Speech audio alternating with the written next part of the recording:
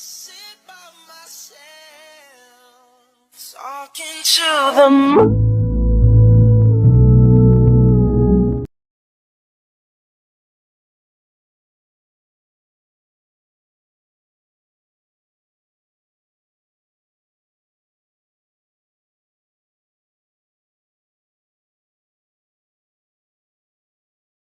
Guys, assalamualaikum warahmatullahi wabarakatuh. Welcome back with me ya guys ya. Shallallahu alaihi wasallam. Yo, kembali lagi di channel gua Via Kagami. Oke, so di podcast kali ini kita akan mengundang seorang bintang tamu ya guys ya, asal Medan ya. Jadi kali ini kita akan membahas hal penting di sini. Untuk sebelum masuk ke pembahasannya, silakan untuk Mas Kifli perkenalkan diri dulu, asal dari mana, dari kota mana, umurnya berapa dan apa pekerjaannya. Silakan. Ya, assalamualaikum warahmatullahi wabarakatuh. Nama saya Heru Ferdita Kifli, biasa dipanggil Heru ya. Ya. Kalau di sosmed atau yang familiar tuh di CN lah, Jamal Ya. Media. Asal kota itu kota Medan, umur 21 tahun, pekerjaan ya sebagai homemade lah, homemade.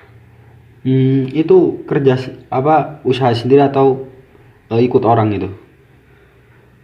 Insya Allah usaha sendiri Ya. dan dan gak cuma itu sih, berjualan buku itu masih ada kerjasama dengan orang lain juga. Kalau boleh tahu jualan buku apa tuh Mas Kifli ini? Seperti buku yang membahas teologi, Ya. sejarah, juga kitab-kitab Arab Gundul ya, seperti kitab kuning yang ada di pondok pesantren biasanya. Oh iya ya. Dan itu usaha punyanya Mas Kifli sendiri ya? Ya, Ya punya ya. sendiri. Lah, Alhamdulillah punya sendiri. iya. Lah, pandangan Mas Kifli sendiri nih terkait dengan hukum yang ada di Indonesia nih. Pandangan menurut Mas Kifli sendiri gimana tentang hukum yang ada di Indonesia ini? Hukum di Indonesia ini ya, Iya. pertama, hukum-hukum yang ada di Indonesia ini tidak berlandaskan hukum Islam, syariat Islam ya. Ya. Jadi sesuai dengan surah An-Nisa ayat 65 itu Ya. yang ayat 65 itu kan katanya kan Gimana tuh? kita beriman lah. Ya. Lah, ini intinya seperti ini, Mas. Menurut Mas Kifli sendiri tentang penerapan hukum demokrasi di Indonesia itu kira-kira itu sesuai dan berjalan dengan lancar atau tidak sih?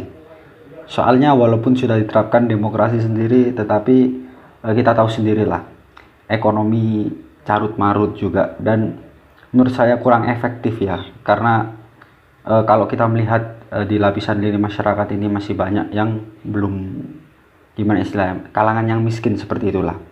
Lah, pandangannya sendiri tentang demokrasi itu, penerapannya apakah berhasil atau tidak, itu gimana pendapat Mas Kifli tentang hal itu?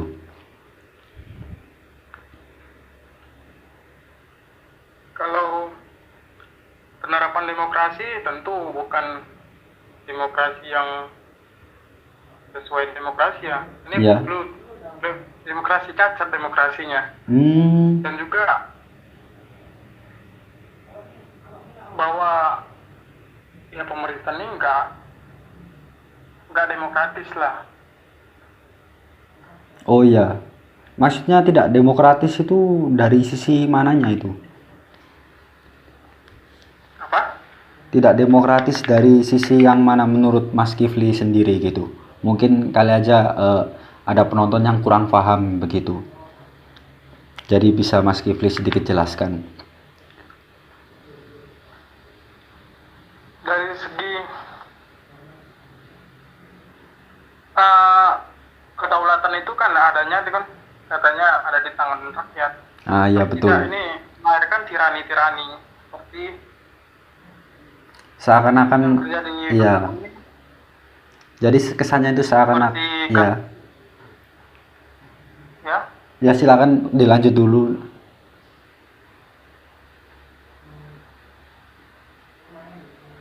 demokrasi yang terjadi secara realita di negeri ini melahirkan tirani-tirani. Yang seperti apa tuh kira-kira? Contohnya aja. Contoh-contoh. Seperti apa ya? Kasusnya tidak adanya bebas pendapat juga, tidak adanya bebas pendapat, dan juga ada beberapa yang tidak sesuai dengan demokratis itu. Mungkin maksud Mas Kifli seperti ini ya. Mungkin ada beberapa warga atau lapisan masyarakat itu yang pendapat atau kebebasannya dikekang seperti itu ya Mas ya. Dan apalagi kalau kita melihat di kondisi sekarang ini banyak masyarakat yang melakukan demo-demo dan aksi di jalan, tetapi banyak aspirasi yang tidak ditanggapi oleh pemerintah. Lah, itu menurut Mas sendiri bagaimana itu menyikapi hal seperti itu? Seharusnya ya pemerintah kalau dia demokratis ya dia harus mendengar suara rakyat, karena kan itu sebagian dari pilar demokrasi itu sendiri. Iya betul. Soalnya kan begini, memang sejak awal berdiri itu ya, kita kan sudah mengadopsi dari awal hukum negara ini berdiri ya, sudah mengadopsi hukum demokrasi seperti itu. Tetapi memang kalau kita lihat hal-hal yang terjadi sekarang ini dan kejadian-kejadian yang terjadi saat ini memang banyak dalam artian tidak sesuai dengan apa yang diterapkan. Lah, mungkin ada solusi menurut Mas Kifli, solusi untuk membuka jalan bagi bangsa Indonesia ini menuju yang lebih baik. Lah apa menurut Mas Zulkifli? Apa menurut Mas Kifli? Jadi saya ini lebih kepada condong dengan pendapatnya Dr. Riyad Asfad ya. Iya. Bahwa Islam itu adat, Islam itu tanpa negara. Islam pemerintahan tanpa negara. Dan yang terjadi pada hari ini hanya wilayah saja seperti itu, juga. Mas. Maaf, maksudnya tanpa bernegara itu hanya wilayah saja seperti itu. Ya, Islam itu nggak mengenal wilayah, teritorial juga ya. Iya. Termasuk juga dalam pengertian daulah itu ya, termasuk di dalamnya bukan seperti negara yang kita kenal itu, negara Islam, ataupun juga nation state. Soalnya kan iya ada yang mengatakan juga bahwasanya negara itu adalah bagian yang memiliki wilayah yang luas dan dipimpin oleh seorang pemimpin yang mengatur wilayah itu. Bukankah kalau yang saya pelajari ya, kalau kita melihat membaca sejarah di masa lampau gitu, kan dinasti Utsmaniyah itu kan juga memiliki wilayah dan pemimpin. Apakah itu juga tidak disebut sebagai negara? Ya, itu adalah daulah kan. Oh, daulah. Itu karena dia itu dibayar di bagian-bagian daerah itu. Jadi itu termasuk kalau dalam istilah modernnya itu pasal ya. Tapi itu tidak, sebenarnya itu wazirat atau yang kesultanan yang membaiat Utsmani. Ya. Perbedaannya dengan negara apa tuh? Daulah dengan negara tuh? Ya, dalam segi istilah aja sih. Sebenarnya dalam pengertian daulah itu termasuk di dalamnya institusi meliputi khalifah, amirat, wazirat, mahkamah, baitul mal, hisbah, asnaf, surta, wakaf, dan sebagainya. Pengertian aslinya seperti itu. Tidak ada yang namanya parlemen ataupun yang demokratis. Ya, seperti itu menurut saya sih, dari pandangan saya seperti itu, karena saya lebih condong ke pendapatnya Dr. Riyad Asfad. Karena yang dari pandangan modern sih, segi pandangan modern, saya kan juga tidak berpandangan dengan fikih Turats atau kontemporer. Iya. Saya juga Oh, jadi seperti itu ya. Tapi kira-kira untuk persamaan dari daulah sendiri dan negara itu kan, kalau misalnya contoh ya negara demokrasi itu ya, itu kan dalam pemilihan pemimpin itu kan dari suara yang terbanyak ya, dari pemilu itu tadi. Nah, sedangkan kalau di daulah atau di syariat itu kan kita bermusyawarah itu untuk mencari siapa yang terbaik memimpin. Kira-kira dalam musyawarah memilih khalifah sendiri itu ada nggak syarat-syarat yang harus dipenuhi, dan siapa saja yang harus memusyawarahkan itu, dan apakah rakyat juga harus ikut turut andil dalam memusyawarahkan hal itu? Nah, bisa dijelaskan?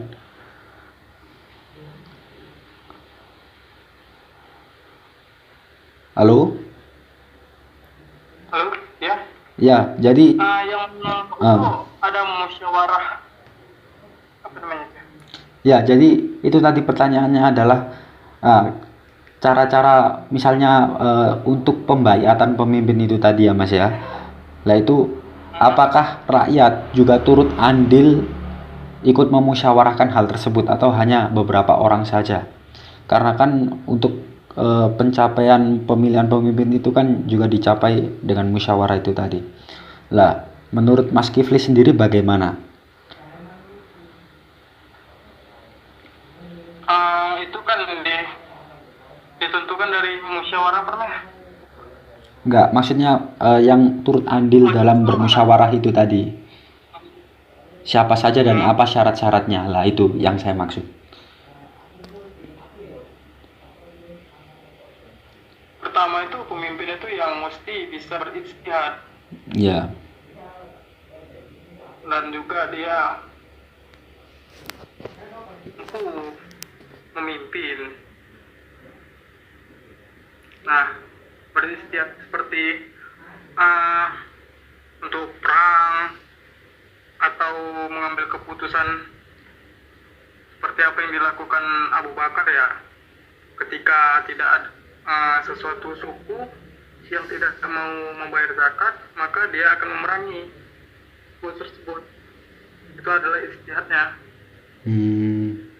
Nah, seperti itu. Oh ya ya.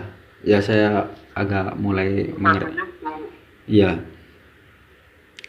Kalau menurut Mas Kifli sendiri mengenai tentang negara-negara Islam sendiri itu berarti itu tidak sesuai ya dengan jalannya syariah seperti itu ya Mas ya?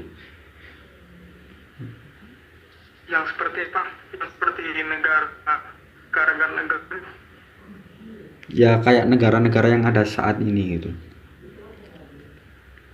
ya tentu. Alasannya Itu kan kenapa juga tuh? Halo? apa ya? Alasannya kenapa? Kok tidak sejalan? Padahal kan ada beberapa negara yang juga menerapkan hukum yang sama juga. Dalam artian penegakan seperti hukum-hukum di dalam Islam seperti itu. Tapi kenapa kok tidak bisa disebut daulah ini? Al-Baqarah ayat 208 kan, ya ayyuhallazina amanu dukhulu fi silmi kafatan wa la tattabi'u khutuwati syaitan kan. Ya. Kan masuklah kalian ke dalam Islam secara keseluruhan dan menerapkan hukum-hukum Allah, yaitu dalam surah An-Nisa tadi ya, yang saya belum sebutin tadi. Iya.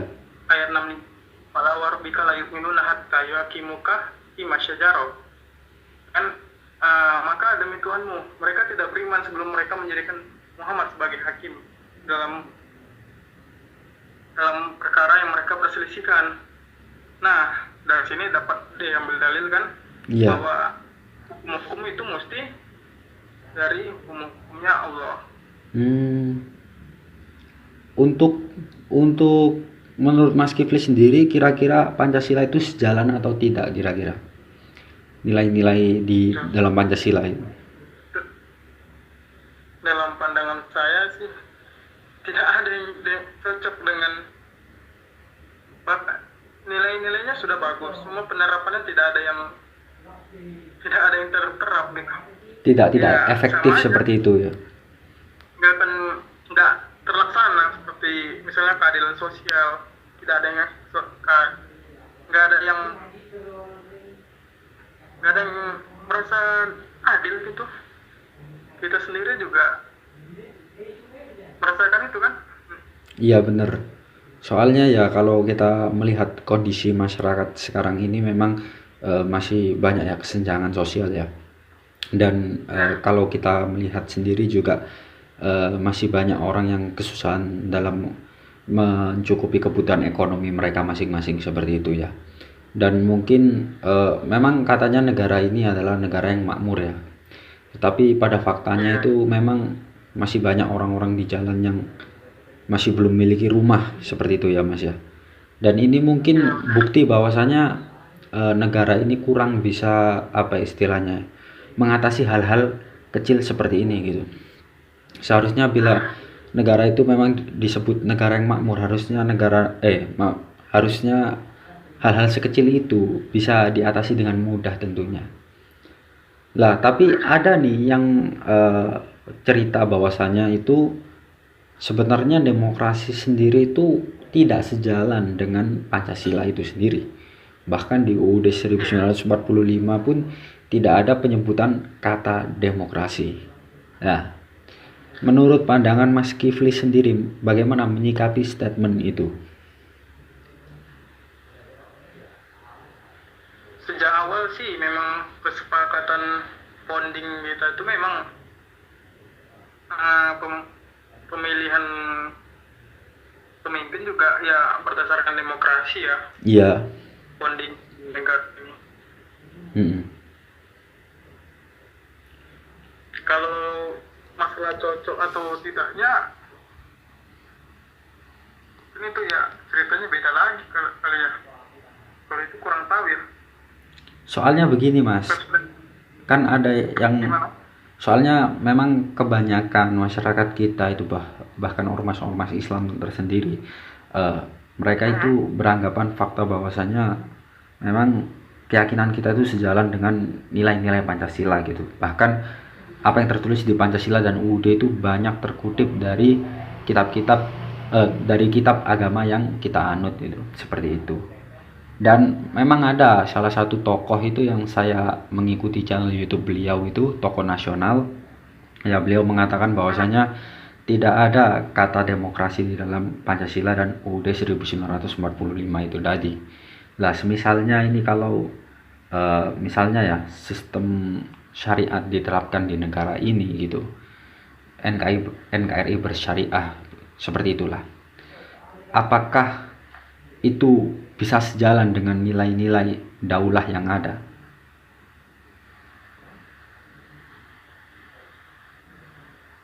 Saya rasa sih kalau penerapan model negaranya seperti ini itu tidak akan terwujud. Karena dari sudut pandang negara modern seperti sekarang ini Ya. hanya ada asasnya adalah kapitalis. Soalnya memang kan Itu iya. Soalnya kan memang semua negara sekarang itu kan pasti mengadopsi yang namanya sistem kapitalis dan kita tidak bisa terlepas dari itu. Lah, untuk solusinya sendiri bagaimana? Soalnya kan memang kan kalau berbicara hal seperti ini itu cukup sensitif ya bila dalam artian pemerintah dan aparat mendengar akan hal ini seperti itu. Walaupun hanya sekedar pengajuan pendapat. Akan tetapi yaitu tadi seperti ada pengekangan atau eh, penekanan ya seperti itu. Jadi kita tidak bisa menyuarakan hal-hal yang seperti ini. Nah itu menurut Mas Kifli bagaimana menyikapi hal itu? kalau kita memakai otot sama otot malah yang ada nanti susah. Jadi ya sebaiknya tinggalkan aja dan kita buat kampung sendiri. Itu solusinya. Terus bayar seorang amir dan buatlah sistem Islam di situ. Lepas diri dari kenegaraan dan buatlah pemerintahan yang sesuai dengan Islam. Pemerintahan sendiri. Angkat amir atau imamah ya. Iya. Dan buat sistem yang tidak seperti kapitalis punya atau sosialis. Itu lebih mudah, lebih efisien. Dan sementara itu ya menunggu Imam Mahdi juga ya. Tapi permasalahannya itu satu, ya. Kalau kita misalnya beratribut, berpakaian atau berideologi sesuai dengan keyakinan kita itu kan pasti kita akan dihalang-halangi walaupun kita hanya menggunakan cara lembut seperti itu. Lah, cara untuk menyikapi hal seperti itu bagaimana? Karena kan banyak sendiri gitu dari kalangan ormas-ormas Islam saat ini yang mereka itu sangat tidak setuju dengan penerapan khilafah. Bahkan ada yang berpendapat mereka berkhilafah tetapi pendapatnya sangat berbeda jauh dengan makna dari syariat itu sendiri. Itu bagaimana menurut Mas Kifli dengan hal itu? Yang pertama mereka itu udah menganggap bahwa Islam itu udah mentok dengan sistem demokrasinya, karena menurut mereka Islam itu harus mengikuti perkembangan zaman, bukan kebalikannya. Seharusnya itu zaman lah yang mengikuti Islam itu, seperti itu. Jadi zaman itu ya mesti mengikuti syariat Islam. Percuma dong kalau Islam itu sebagai rahmatan lil alamin, kalau zaman itu sendiri nggak bisa ikut ke dalam Islam. Harusnya mereka di era peradaban sekarang ini udah harusnya meninggalkan sistem-sistem state ini, negara-negara ini, dan juga tidak ada negara itu kecuali melahirkan sekularisme. Jadi seperti itu ya. Tetapi untuk menjelaskan hal seperti ini agar masyarakat paham itu bagaimana kira-kira? Teruslah berikhtiar kan. Ya. Kita dakwah istiqomah kan. Istiqomah terus berdakwah. Jangan menunjukkan bahwa entitas kita itu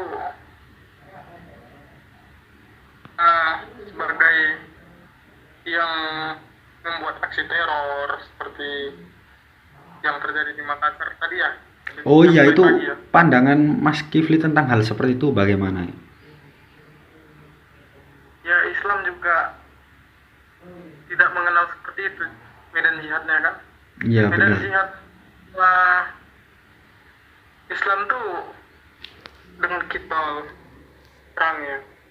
Iya. Bisa juga dengan hal lain sih, tapi kalau dalam keadaan sekarang itu tidak memungkinkan untuk amalia istihsyadiyah itu. Tapi karena memang ya masa lawannya itu orang yang tak bersenjata, seperti orang yang di gereja. Itu dalam pandangan saya pribadi. Iya. Untuk pandangan Mas Kifli sendiri menyikapi toleransi yang benar itu seperti apa sih? Apakah dengan kita mengucapkan selamat pada perayaan agama lain dan mengikuti rangkaian ibadah perayaan agama lain atau masuk ke dalam tempat-tempat ibadah mereka, apakah itu termasuk bukti atau wujud daripada toleransi, atau toleransi itu adalah sesuatu yang lain? Menurut Mas Kifli sendiri bagaimana? Bisa dijelaskan tidak? Toleransi itu dengan kita tidak mencampuri urusan mereka, tidak. Misalnya mereka merayakan Lebaran, ya biarkan saja, tapi jangan diucapin. Itu cara cara orang-orang liberal untuk menyesatkan aja itu. Mana Iya. ada umat Islam sejak dulu merayakan Natal di gereja, masuk-masuk ke apa. Tapi tidak pula kita mengganggu mereka. Toleransi seperti itu. Dan mereka ya, kalau di dalam daulah Islam, mereka itu kan dilindungi ya. Iya. Dhimma statusnya. Dhimma status. Setelah mereka diberi 3 pilihan. Masuk Islam, bayar jizyah, atau diperangi. Mereka kalau mereka bayar jizyah, maka status mereka dhimmi, yang dilindungi kan. Iya. Nah, jadi mereka ya bebas saja melakukan ibadah asal mereka mengikuti dan tunduk dengan apa yang diajarkan Islam. Dan yang sekarang ini mereka itu bukan yang harbi, bukan yang mereka memerangi Islam. Yang di gereja-gereja itu belum tentu dia memerangi Islam dengan senjata. Jadi sikap kita dengan toleransi kepada mereka ya bermuamalah kan tidak melihat memandang agama, Iya. tapi tetap pembatas kita tetap akidah kita berbeda dengan mereka ya, tetap ada batas, tetap keras, namun jangan pula gitu, kerasnya kita lah.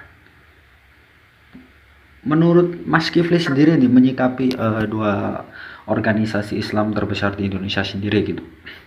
Bahwasanya kalau kita melihat itu banyak anggota-anggota dari kedua ormas besar ini yang dalam artian itu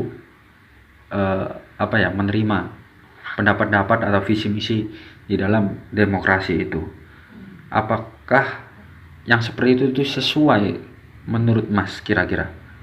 Kalau tidak sesuai, apa strategi kita agar bisa merubah pemikiran mereka? Nah, itu seperti itu. Yang pertama itu gini, saya mau menjelaskan bahwa kedua ormas itu udah tercemar pemikiran modernis. Iya. Jadi seperti yang kita tahu kan dari MU misalnya, MU ya, Muhammadiyah. Iya. Itu kan salah satu tokohnya kan Liberalis. Ridho. Kita tahu itu pemikir pembaharu Islam. Ridho, pembaharu Islam. Dan NU juga bukan seperti yang dulu-dulu. Kalau kita mendengar namanya Cak Nun, Iya. orang NU, Iya. itu bagus. Dia kan juga tidak setuju dengan negara, juga tidak setuju dengan demokrasi. Nah, itu bagus tuh. Tapi tidak semua kita generalisir NU itu buruk, dan juga tidak Muhammadiyah itu buruk. Tapi ya, kita di sini kan proporsional juga dalam memandang itu juga cara pandang pribadi lah. Cara pandang pribadi aku sih, mereka itu ya sudah tercemar modernis. Jadi mereka udah menafikan mazhab-mazhab dalam bermazhab sendiri. Karena dalam pemerintahan ya mesti ada mazhabnya. Ya ada misalnya. Berarti di dalam penegakan suatu daulah sendiri itu hanya diperbolehkan menganut satu mazhab saja, seperti itu menurut Mas Kifli ya? Ya, dalam pemerintahan itu nanti pemerintahan menganut satu mazhab. Itu yang terjadi di Utsmani. Mereka tuh mengadopsi mazhab Hanafi. Dan di Umayyah II ya. Iya. Umayyah II yang di Maroko itu Maliki. Nah, kan seperti itu. Kayak yang terjadi di Niger itu Hambali. Seperti seperti itu. Sesuai dengan daerah-daerahnya itu tadi ya Mas ya, menyesuaikan. Tapi sekarang yang terjadi pada hari ini kan mereka mentauhid mazhab itu seolah-olah mana yang paling relevan untuk cocok dengan demokrasi kedua. Nah, disitulah andil peran kedua ormas ini. Ya, Seolah-olah ya. Islam itu cocok gitu untuk demokrasi yang sistem kufur ini kan dicocok-cocokkan. Mereka cari-cari dalil-dalil yang mana yang paling cocok sehingga ya apa yang telah diharamkan oleh Allah mereka cari-cari agar jadi halal seperti itu. Jadi bahkan Imam Mazhab sendiri tidak pernah beristiad seperti itu. Jadi pokok utamanya ya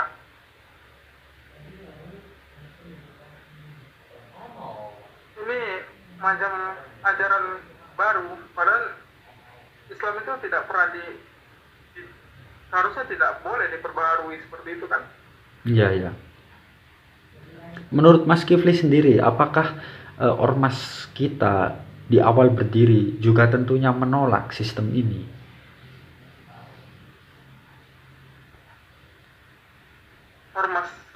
Ormas-ormas yang ada di Indonesia saat ini, apakah di awal berdiri mereka juga menolak jalannya sistem demokrasi yang diterapkan di negeri ini, atau memang dari awal ada beberapa yang sudah menerimanya? Bagaimana menurut Mas Kifli sendiri? Kalau dari sejarah yang aku dapat dari sejarah ya, Ya. itu Kiai Hashim Asy'ari itu mengatakan saat fatwa dalam saat sejarah fatwa Rasul dan resolusi jihad itu dia menfatwakan bahwa berjihad di tanah membela tanah air yang negara notabene bukan negara Islam. Jadi memang ini kata Kiai Hashim Asy'ari sendiri bahwa ini bukan negara Islam sejak awal dia sendiri dalam fatwanya itu, maka dia menfatwakan hubbul watun minal iman itu kan, membela tanah air bagian dari iman katanya. Karena membela negara ini dia kalau dia memakai membela negara ini salah dia, berarti membela tanah air tempat dia tinggal. Iya. Tapi itu sendiri tuh memang suatu dalil atau bukan memang, atau hanya dibuat-buat oknum saja? Itu apa namanya? Qaul, perkataan. Katanya Imam Hashim Asy'ari. Ya Haji Hashim Asy'ari. Mungkin yang dimaksud beliau itu hubbul watun minal iman itu mungkin membela daulah mungkin ya. Bukan, tanah air tempat mereka dilahirkan. Ya. Kalau tempat di mana mereka itu berpijak, dilahirkan, tumbuh, seperti itu. Kalau menurut Mas Kifli sendiri melihat tentang banyaknya pertikaian dan perdebatan yang ada di kalangan umat saat ini, itu bagaimana menyikapi hal seperti itu kira-kira? Pertikaian? Iya. Ya, sebagai pengingat ya kita mesti sebagai alusunah janganlah pula bertikai-tikai karena masalah-masalah perkara puru atau masalah khilafiyah. Itu udah terjadi sejak lama kan, apalagi masalah politik ini sebenarnya pemerintah sedang memainkan political divide empire. Itu politik adu domba. Jadi kita ini sebagai ibarat buih di tengah-tengah lautan dimain-mainkan gitu kan dengan ombak itu. Banyak kita, bahkan saat 212 itu ada 7 juta orang kan, tapi Ya seperti itulah, kita hanya bisa berkumpul tapi tidak bisa memenangkan din yang hak itu. Sebenarnya ya ini yang mesti kita satukan lagi. Mungkin pada waktu itu 7 juta orang itu mungkin karena semuanya belum solid, jadi ya belum kuat, masih setengah istilahnya. Karena mungkin belum satu pemikiran itu tadi ya Mas ya. Ya, ya, karena masih ada yang satu kubu ke sana, satu kubu ke sini. Kalau kita tadi satu kubu semua situ, Ya. mungkin itu lebih kuat. Dan kita mungkin sudah memenangkan diri. Seperti itu ya. Untuk menurut Mas Kifli sendiri kira-kira solusi ya agar umat ini tidak terfokus dalam perdebatan-perdebatan kecil seperti itu dan menyatukan pemikiran itu. Itu bagaimana menurut Mas Kifli akan hal itu? Yang pertama dia mesti banyak ngaji dulu. Ngaji ke guru-guru, terus juga dia pelajari adab sebelum ilmu. Jadi dia agar dia itu tidak berilmu sebelum, tetapi dia nggak beradab gitu kan. Ya. Kebanyakan mereka itu begitu. Bahkan mereka tidak bisa menerima perbedaan pendapat. Itu kan udah biasa dalam Islam kan, dari dalam sudah sejak lama Iya, benar. terjadi banyak perbedaan pendapat. Itu kayak seperti contohnya aja ya, Ya. perdebatan dunia maya gitu kan di Facebook, itu sering kali terjadi. Padahal ini cuma perbedaan guru atau khilafiyah, yang mana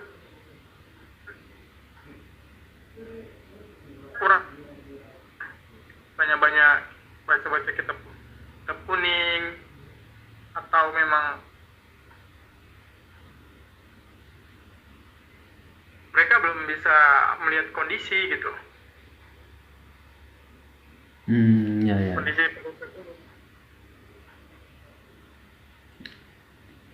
Kalau menurut Mas Kifli sendiri, ya, untuk pertikaian yang terjadi saat ini, untuk pertikaian sesama agama gitu ya, kan kita sering melihat bahwasanya banyak orang yang mempermasalahkan atau memperbandingkan kitab-kitab itu tadi ya, karena mereka menganggap bahwasanya mereka paling benar gitu, bahkan sampai dalam artian melakukan tindakan sara, dalam artian menjelek-jelekan, menyerang.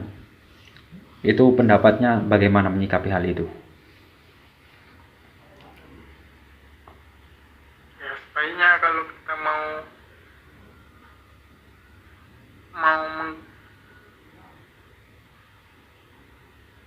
gimana tadi pertanyaan, lupa saya. Ya, kalau kan kita tahu bahwasanya sekarang itu banyak perdebatan bahkan menggunakan akun-akun fake seperti itu ya Mas ya. Ya, sampai menyerang-nyerang terlalu berlebihan gitu. Itu solusinya bagaimana menyikapi hal itu? Baiknya sih ditinggalkan aja. Itu Iya. memang akun-akun fake ini memang ada orang yang iseng, nggak ada kerjaan, atau dia itu memang mau merusak Islam itu sendiri. Entah dia itu orang-orang yang nyamar, misalnya dia kafir atau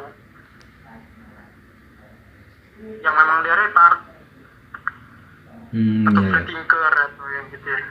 Pemikir Jadi, bebas sesi seperti itu ya. online itu. Iya. Kalau menurut Mas sendiri, kalau kita melihat pemuda-pemuda saat ini ya, yang bahwasanya mereka itu menganggap bahwasanya itu Islam sudah bukanlah suatu ajaran atau keyakinan yang benar.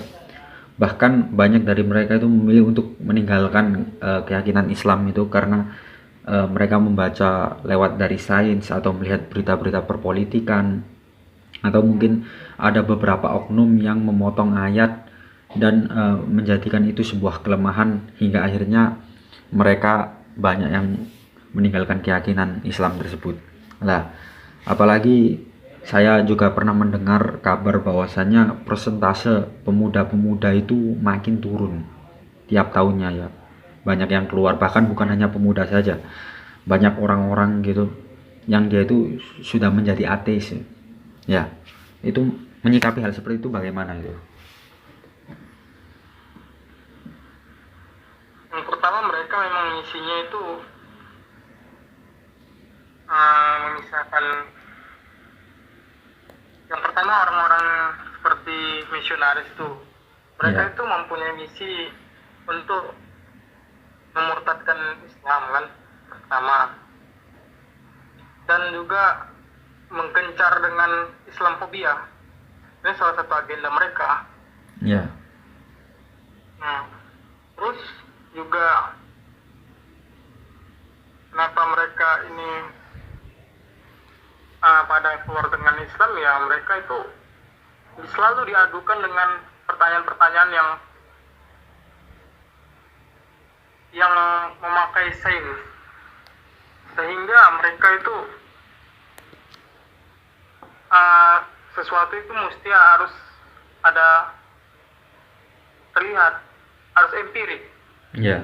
Nah ini selalu yang terjadi, orang-orang filsafat biasanya yang bertanya-bertanya seperti ini dan yang menanyakan ini, sehingga mereka itu menganggap Allah itu tidak bisa dibuktikan secara empirik, skeptis kalau dibilang kan. Iya. Jadi mereka itu menganggap, ya mana Tuhan itu kan, bertanya-tanya mereka, nggak ada di langit, nggak ada di depan, nggak ada bentuknya. Jadi skeptis. Makanya sebagian ada yang pindah jadi murtad Kristen, ada yang jadi ateis, dan ada yang karena diberi framing Islam itu diberi framing buruk seperti teroris kan, sebagai Islam sebagai teroris, dan timbul namanya Islamofobia. Dan mungkin karena dari situ, dalam kacamata aku sih, itu sih yang menyebabkan mereka itu pada takut jadinya memeluk ajaran Islam ini. Terlebih mereka juga tidak, mungkin mereka itu jarang ngaji atau memang seperti kata-kata di meme itu kan, Iya. sok ngateis, paling jarang sholat. Seperti itu. Iya, iya. Tapi kalau Ayo. jarang sholat, sholat nih, murtad ya kan, Iya. seperti itu.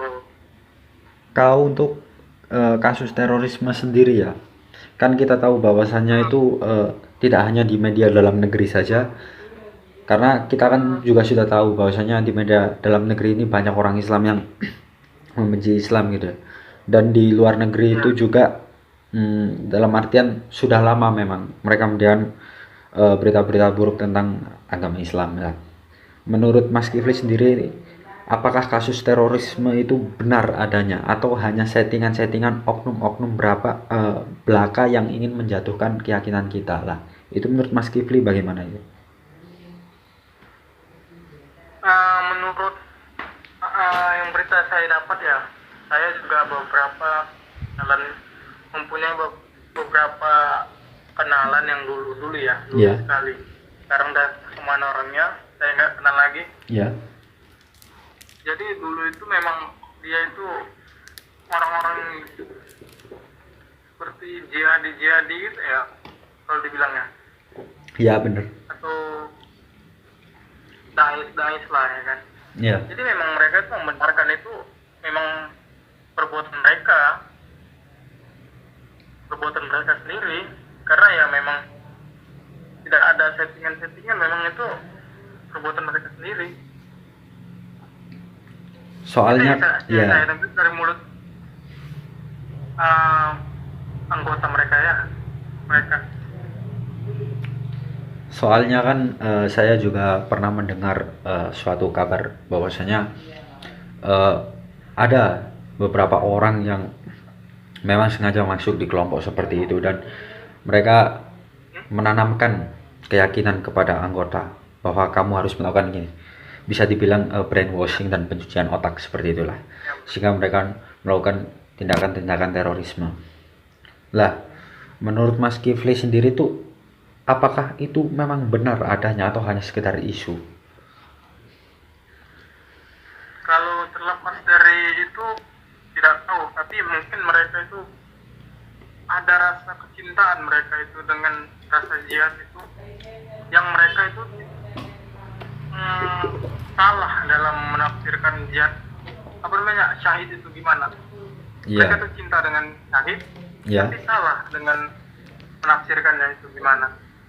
Mungkin ada oknum, mungkin isu yang itu ada benarnya juga, tapi tidak bisa kita benarkan. Saya tidak membenarkan 100% ya, ya, 50-50 ya. ya, Ya, jadi itu ada oknum yang brainwash orang yang memang dia rindu akan rasa syahid itu gimana. ya, ya, Jadi memang yang korban yang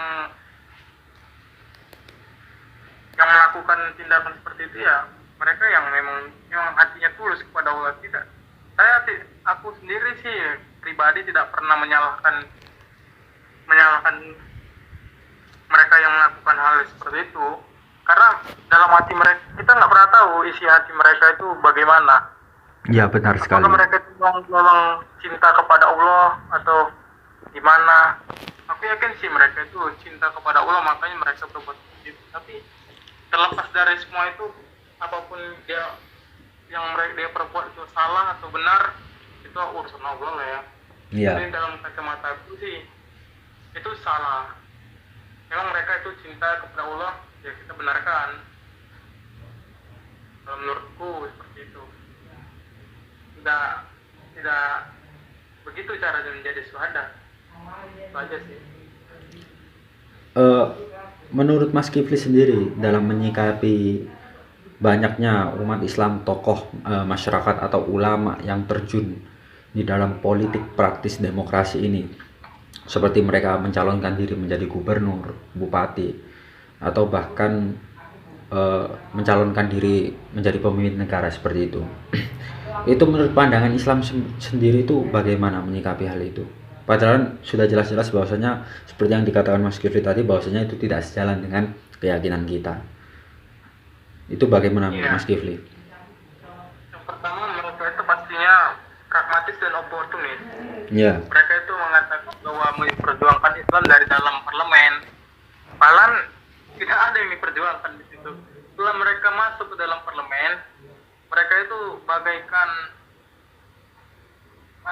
mainan saja yang dimainkan oleh para elit. Elit itu bukan berarti yang sesuai yang di film-film konspirasi itu ya. Iya. Elit itu ya para oligarki, para borjuis, ya itulah yang mana mereka itu dibayar untuk melancarkan segala pekerjaan oligarki. Ada 9 naga di Indonesia. Nah, itulah bos-bosnya sebenarnya, para elit. iya, iya, iya. Jadi seperti itu ya.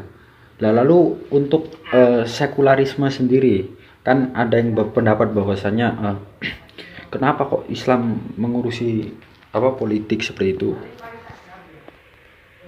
Halo? Kenapa kok Islam? Yang pertama tadi, Ya, itu yang saya sebutkan tadi kan, mereka itu pragmatis dan oportunis. Nah, jadi mereka itu mengambil olah-olah itu adalah perjuangan mereka, padahal tidak. ya, Mereka hanya mau memanfaatkan kedudukan aja. Kalau mereka yang berjuang dengan asli, ya tinggalkan aja itu, selesai. iya, Tidak ada yang namanya berjuang di dalam parlemen itu salah sekali, karena tidak ada yang bisa merubah sistem, sedangkan dia itu berkecimpung di dalamnya. Kalau dia berani memberontak di dalam sistem, ya mereka dipecat. Mereka tidak ada secara empirik mereka itu dipecat sama sekali, kan tidak ada. iya, Mereka terlena sama mereka selesai jabatannya, mereka sampai terlena. Bahkan ada yang terjerumus, misalnya korupsi atau KKN lah ya. Nah, korupsi, kolusi dan nepotisme dan sebagainya lah. Seperti itu. Lah untuk misalnya nih, berarti kalau ada ulama yang masuk ke parlemen seperti itu, berarti itu sangat tidak benar ya menurut Mas ya? Sangat tidak benar. Karena ulama itu bukan seperti itu dia. Iya. Ulama itu dia kalau di dalam pemerintahan itu kan ada umaro, ada mufti, ada ulama seperti itu. Iya. Dia itu independen, tidak berkecimpung dengan sistem-sistem birokrasi atau apalah gitu, kayak pemerintah negara gini. Iya. Kalau negara sendiri ya itu birokrasi sebenarnya sih. Iya benar. Dia memajaki rakyat, terus juga apa yang seharusnya milik semua orang di dikuasai mereka, dikuasai negara. Padahal negara itu siapa sih? Kok bisa-bisanya dia melabelkan ini punya negara, ini punya negara? Ini jelas-jelas misalnya tanah kan, tanah kosong. Ini katanya milik negara katanya. Misal itu ada tanah kosong, ini katanya milik negara. Siapa sih negara itu? Sehingga rakyat tidak bisa memiliki tanah itu sebelum membeli dengan pemerintah, dengan negara. Itu salah satu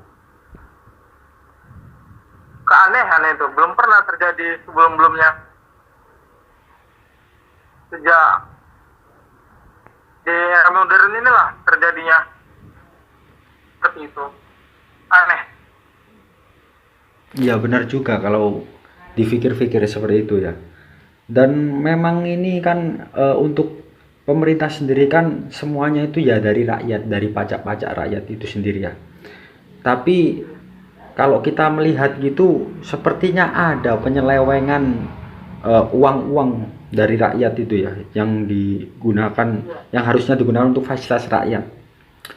Tetapi justru malah banyak proyek-proyek yang mangkrak. Lah itu bagaimana menyikapi hal itu?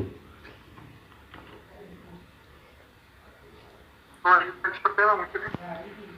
Kan kita tahu bahwasanya pemerintah mengambil uang melalui pajak-pajak yang diterapkan kepada rakyat. Yang katanya uang itu digunakan untuk menerapkan pembangunan proyek-proyek fasilitas yang digunakan untuk rakyat. Tetapi permasalahannya banyak proyek-proyek mangkrak yang tidak dikerjakan gitu. Itu pandangan Mas Kifli sendiri terkait hal itu, hal seperti itu bagaimana kira-kira? Jadi pajak itu fungsinya adalah untuk membayar hutang, fungsi utamanya. Dan ada pun APBD, anggaran apa itu ya, APBD ya, anggaran pengeluaran belanja negara. Belanja negara ya. APBN. Ya. Itu hanya diambil dari utang negara yang kemudian ditutupi oleh pajak. Dan nanti misalnya fasilitas negara yang dibangun dari APBN tadi itu kemudian itu ditutupi lagi, caranya dengan dijual kepada asing atau investor, seperti tol-tol sekarang kan dijual-jualin ya. Sebenarnya itu untuk menutupi dia yang hutang. Iya. Dia nggak pernah lunas. Jadi pajak tetap ditarik, katanya untuk membangun fasilitas yang digunakan dari APBN. Dan ya setelah jadi fasilitasnya dijual lagi dengan investor, dan yang aslinya tidak ada milik aset negara ini, tidak ada. Yang ada sisa-sisanya kita yang membayar utang. dengan pajaki. Makanya sampai sekarang eh, membuat konten aja pun dipajakin. Iya benar. Itu nama. Membuat konten aja pun juga Iya. dipajakin. Bahkan saya maaf ya, saya potong sebentar. Iya. Maaf saya potong sebentar. Saya juga pernah dengar cerita teman saya bahwasanya itu ada salah satu kenalannya yang dia menyicil motor ya seperti itu, dan cicilan motornya itu kurang 3 bulan, dan waktu itu apa istilahnya, teman saya ini kan dipecat dari perusahaannya kan, dan akhirnya tidak bisa membayar cicilan motor tersebut, hingga akhirnya motor itu ditarik, dan uang pembayaran yang kurang itu, maka sisa rekening yang ada, katanya saya wallahu alam, kurang paham, katanya itu sebagian rekeningnya diambil atau bagaimana gitu, saya kurang paham. Intinya itu motor ditarik, sudah bayar per bulan gitu kan, itu bayar udah 2 tahun mas jalannya, tetapi karena beliau ini nggak telat 3 bulan itu motornya ditarik, belum dapat potongan itu tadi, duitnya itu tadi. Itu menyikapi yang seperti itu bagaimana mas, kira-kira mas? Itu kayak kredit ya. Iya, kredit. Kalau kredit sih memang berbeda cerita dengan yang kita, maksudnya beda lah dengan merasa dia. Tapi Iya, tapi saya kan penasaran pendapat Mas Kifli sendiri, itu pandangan dalam Islam sendiri bagaimana menyikapi hal itu, terus solusinya apa, seperti itu. Karena saya baru keingat ini tadi. Kalau misalnya kredit itu udah jelas riba. Iya, Pertama itu riba. Misalkan kalau kita udah terjebak dalam kredit, ya segera lunasin. Atau tidak, ya lepas saja kembali. Kalau memang nggak sanggup, ya lepaskan. Kalau misalnya udah terjerumus, misalnya udah terlanjur iya, ambil kredit itu, ya lunasin. Jangan pula kita bawa lari kredit orang kan, motor orang. iya benar juga sih. Nah, Dan ada juga cerita itu ada kenalan juga bahwasanya Pak D-nya kalau tidak salah punya hutang ratusan juta di bank gitu ya. Dan itu ya. karena tidak bisa membayar hutang itu tadi, dan itu terus berbunga, akhirnya rumahnya itu disita. Ini kan tentu suatu bentuk ketidakadilan di dalam sistem ekonomi, benar tidak mas? Benar sekali. Iya, Karena kita meminjam itu tidak boleh pakai agunan seperti itu kan. Kalau memang mau meminjam itu ya akadnya ya ada yang namanya itu gadai ya. iya, Kalaupun gadai pun tidak seperti yang mereka bank lakukan. Sistem perbankan ini ngeri yo. iya, Jadi mereka meletakkan bunga-bunga, padahal itu adalah ribanya yang diselipkan dari kata bunga, kan bunga harum katanya. iya benar. Jadi Jadi memang kita tidak pernah belajarkan namanya fikih muamalah atau fikih jual beli ataupun fikih gadai ataupun fikih riba. iya, Ya di sekolah kita nggak pernah diajarkan seperti itu. Jadi kita sendiri hanya bisa meminjam uang ke bank, terus kita gadaikan surat tanah, BPKB motor, dan bla bla bla bla misalnya gitu ya agunannya. iya, Alhasil kita itu hanya bisa berhutang kepada bank. Untuk misalnya kita membuat usaha, kita hanya bisa berhutang ke bank, kemudian kita membayar cicilannya. Kalau nggak sanggup ya disita. Sejak awal kita tidak pernah diajarkan dengan di fikih-fikih Islam, fikih-fikih praktik yang dari yang diajarkan 4 mazhab tadi kan. iya, Nah kalau kita balik lagi ke fikih kontemporer yang saya bicarakan tadi, yang seperti pembaharu Islam itu, mereka akan mengajarkan kita mengarah kepada kita, mereka akan memberi pelajaran kepada kita yang mengarah kepada seperti tadi tentang mencari modal itu ada ya dari bank, dari meminjam uang dari bank atau gadaikan ke bank. Dalam Islam itu mengenal namanya ada namanya gadai ya. Gadai Iya. itu apa? Lupa aku. Kalau dalam fikihnya itu. Hmm, Tapi tidak seperti itu. Pinjam uang. berarti intinya dari pembicaraan kita dari pertama hingga akhir ini memang tidak ada solusi lagi selain kembali kepada syariat ya Mas ya. Karena kalau kita lihat kondisi bangsa ini saat ini kan kita tahu bahwasanya memang masyarakat ini sudah terlalu banyak utang, pemerintah punya utang, masyarakat punya utang, banyak orang miskin, rumah Ya. disita gitu. Memang satu-satunya solusi kembali ke syariat ya Mas ya. Ya.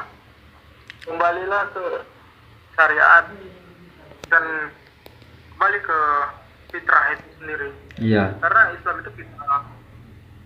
Tentu menjalankan syariat itu kembali ke fitrah. Karena Allah itu menurunkan Islam itu ya sesuai dengan apa yang melekat dalam diri manusia itu kan. Kalau kita mengikut din kapitalis, cara pandangnya modernis, ya alhasil kita tercebur sejauh-jauhnya. Apalagi cara pandang peradaban hari ini riba semua, syirik. iya benar Mereka sekali. itu syirik. Mereka itu mengagungkan materialistis. Sehingga Allah itu dianggap skeptis lah atau gimana gitu. Harus gimana ya? Konsep rezeki itu. Misalnya konsep rezeki saja. Iya, Mereka itu tidak meyakinkan Allah itu sebagai Ar-Razzaq, pemberi rezeki. Jadi mereka itu bekerja banding pulang satu harian. Karena Allah udah menjelaskan dalam Al-Quran kan, telah dijadikan siang untuk mencari nafkah kan, iya, dan juga malam untuk beristirahat. Mereka itu bekerja sepanjang hari 24 jam hanya untuk mencari rezeki, karena Allah udah mencukupkan rezeki pada kita semua. Nah, jadi waktunya siang itu istirahat, bekerja, malam istirahat. Karena adapun hari ini mereka itu tidak paham hal ini, karena Allah itu sudah memberikan rezeki sesuai dengan proporsinya. iya, Misal, walaupun kita kerja seharian, itu pun juga rezeki kita tetap segitu. Walaupun pundi-pundi rupiah yang kita dapat itu mungkin lebih banyak, tapi ada saja nanti yang mengurangi rezeki itu sendiri. Misalnya sakit atau anak jadi gimana, kurang perhatian karena dia sibuk mencari rezeki itu kan, sibuk mencari uang. Nah, dari situlah sikap syirik itu terjadi. Syirik itu sikit aja dia, sikit dia nggak tersamar dia, tapi perlahan-lahan udah syirik aja dia. besar. Karena dia sudah nggak yakin lagi dengan Allah sebagai Ar-Razzaq. Itu contoh pertama. Yang kedua, syirik ini terjadi ketika dia itu tidak berhukum dengan hukum Allah. Kan? Iya. Karena memang logikanya itu kan Tuhan pencipta alam semesta ya. Harusnya memang kan ya kita harus ikut hukumnya ya, seperti itu ya Mas ya. Karena kata Allah sendiri kan, Iya. Tapi memang banyak yang belum menerima itu memang orang-orang awam tentunya dan mungkin penonton-penonton ini.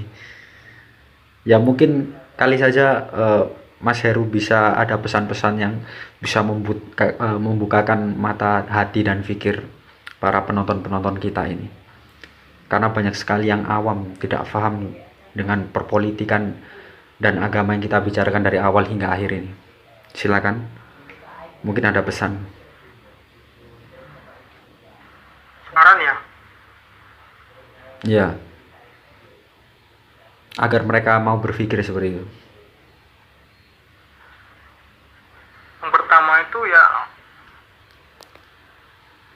kembali kepada pengajaran Al-Quran dan Sunnah, dan hindari yang namanya itu perdebatan, misalnya juga yang membuang-buang waktu. Terus umat Islam ini mesti berpikir keras. Ya, Mesti memainkan kiara fikriyah itu kan. iya, benar. Karena udah ketertinggalan kali. Dan juga kita ini tidak bisa berkecimpung dengan modernisme ini. Karena Islam itu lebih maju daripada modernisme itu sendiri. Kalau mau menerapkan ya Mas ya. Asal Jerman Heidegger Iya, mengatakan bahwa modernisme itu udah mati, saatnya menggantinya dengan kosmos lain. Kosmos itu maksudnya ajaran yang baru, yang udah lama, yang udah digantikan, terus harus dipulihin lagi, direstorasikan lagi maksudnya. iya, Kemarin itu kan Islam itu kan diruntuhkan waktu 1924 ya. iya, di Nah, Turki. itu diruntuhkan yang terakhir Khilafah Utsmani. Iya, Itu mesti direstorasi. Maksudnya seperti itu kata Heidegger. Dia filosof asal Jerman, filsuf lah kalau dibilang-bilang. iya, Nah, jadi kita jangan lagi takut dengan ajaran Islam ini, bahwa Islam ini ketinggalan zaman, atau kita kembali kepada Al-Quran dan Sunnah, itu bakalan jadinya purbakala, nantinya tidak maju, berkembang. Justru peradaban modern inilah yang mundur sekali ke belakang. Mereka ini orang-orang modern ini hanya berjuang untuk sepiring nasi. Padahal orang-orang dulu itu berjuang untuk kemerdekaannya, untuk bangsanya, untuk gimana ya, untuk kedaulatannya lah gitu. iya, Sekarang orang-orang sekarang ini berjuang hanya untuk sepiring nasi katanya, sesuap nasi. Ini kan gawat ini. iya, Itu benar. cara pandang orang modern nih. Gawat kita. Jadi nggak maju. Itulah Iya, yang nggak kita sadari, ini kasyaf namanya. Hanya bisa dilihat dari hati. Yang nggak cara pandang hati lah. iya. BTW mungkin Mas Kifli juga ada pesan-pesan buat kali aja ada penonton kita yang non muslim juga yang menonton channel ini. Mungkin ada pesan-pesan. Untuk non-muslim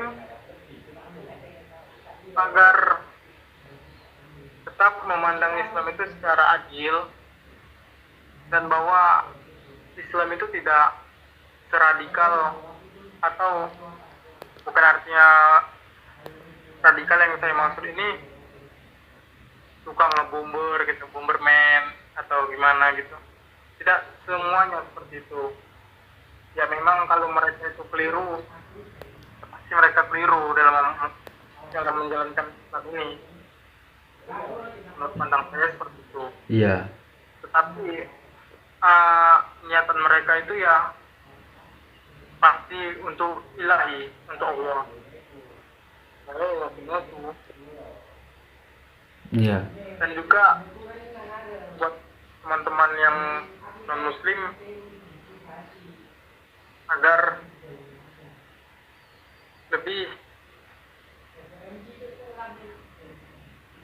tidak mau diadu domba antar sesama agama lain. Agama Islam diadu domba, tidak seperti itu juga kan. iya, benar. Iya. Nah seperti itu. Ya, jadi seperti itu ya teman-teman ya penonton via Kagami Channel ya. Ya, jadi untuk teman-teman yang baru tahu pembahasan ini gitu. Mungkin teman-teman kaget ya kenapa kok saya mengangkat tema ini ya. Sebenarnya untuk teman-teman sendiri mau menerima atau tidak pendapat kami atau pendapat Mas Kifli juga itu kembali kepada teman-teman ya guys ya. Ya intinya kalau ada yang positif di dalam pembahasan ini maka kalian bisa ambil. Kalaupun menurut kalian tidak ada yang positif ya tidak perlu kalian ambil, cukup kalian jadikan wawasan seperti itu. Benar ya Mas ya? Benar. Ya, jadi seperti Karena ya, ilmu tidak bisa dipaksakan. Iya, benar sekali. Ya, jadi ya seperti itu ya. Jadi kalau misalnya teman-teman mungkin ada yang tidak sependapat dengan Mas Kifli, ya tidak apa-apa. Ya, seperti itu karena memang semua manusia itu diciptakan berbeda pendapat ya. Orang suka sama ini aja sudah beda tiap orang, apalagi dalam pemikiran dan ideologi seperti itu. Ya, Mas ya. Benar-benar. Ya jadi ya seperti itu teman-teman untuk podcast kali ini. Ya, terima kasih Mas Kifli sudah berkenan hadir di podcast saya. Ya, jadi seperti itu teman-teman. Ya, dan jangan lupa kalian kalau pengen ngunjungin sosmednya Mas Kifli, kalian bisa kunjungi apa nama Facebooknya Mas? Kalau aja teman-teman mau tanya-tanya lebih dalam gitu. Pengen diskusi kali aja. Nama akun FB saya itu Heru Ferdita Kifli. Oh ya. Nama saya sendiri kan. Iya. Heru Ferdita Kifli. Jadi nanti saya taruh ya teman-teman ya linknya di bawah. Nanti klik aja linknya Heru Ferdita Kifli ya seperti itu. Ya jadi makasih yang udah mantengin channel ini. Jangan lupa buat like, share dan subscribe. Dan jangan lupa aktifkan lonceng juga karena saya akan terus mengundang bintang tamu dari berbagai lini ya guys ya. Untuk membahas semua hal ya. Seperti itu ya. Jadi terima kasih yang udah nonton channel ini dan saya Via Kagami dan Mas. Silakan Mas pamit. Heru Ferdita. Ya kami. Saya Heru Ferdita Kifli pamit undur diri. Ya. Terima kasih ya yang udah pantengin channelnya Via Kagami.